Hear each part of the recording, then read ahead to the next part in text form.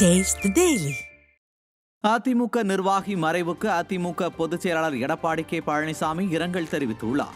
இது தொடர்பாக அவர் வெளியிட்டுள்ள செய்தியில், கழக நிறுவன தலைவர் புரட்சித் தலைவர் டாக்டர் எம்ஜிஆரின் தமையனார் பெரியவரான சக்கரபாணி அவர்களுடைய மூத்த புதல்வர் ராமமூர்த்தி உடல்நலக் குறைவால் காலமானார் என்ற செய்தி கேட்டு மிகவும் வருத்தமுற்றதாக தெரிவித்துள்ளார். சிறந்த சினிமா தயாரிப்பாளராக விளங்கிய அன்பு சகோதரர் ராமமூர்த்தி அவர்களை இழந்து வாடும் அவரது குடும்பத்தினருக்கும் உறவினர்களுக்கும் எனது ஆழ்ந்த இரங்கலையும் அனுதாபத்தையும் தெரிவித்துக் கொள்வதுடன் அன்னாரது ஆன்மா இறைவன் திருவடி நிழலில் இளைப்பாற எல்லாம் வல்ல இறைவனை பிரார்த்திப்பதாக அதிமுக பொதுச் செயலாளர் எடப்பாடி கே பழனிசாமி குறிப்பிட்டுள்ளார்.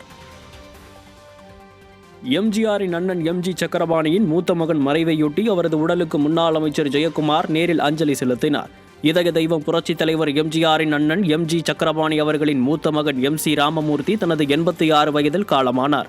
இந்த நிலையில் வலசரவாக்கம் வீட்டில் வைக்கப்பட்டிருந்த அவரது உடலுக்கு நேரில் சென்று அதிமுக முன்னாள் அமைச்சர் ஜெயக்குமார் அஞ்சலி செலுத்தினார். சென்னையில் டிட்டோ ஜாக் பேரமைப்பினர் அதிமுக பொதுச் செயலாளரை நேரில் சந்தித்து 15 அம்ச கோரிக்கைகளுக்கு ஆதரவளிக்க கோரிக்கை விடுத்தனர்.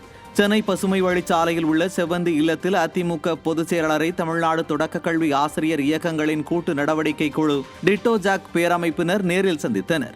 அப்போது தங்களது 15 அம்ச கோரிக்கைகள் அடங்கிய மனுவினை அளித்து அவர்களது கோரிக்கைகளுக்கு அதிமுக பொதுச் செயலாளரிடம் ஆதரவு அளிக்க கோரினர்.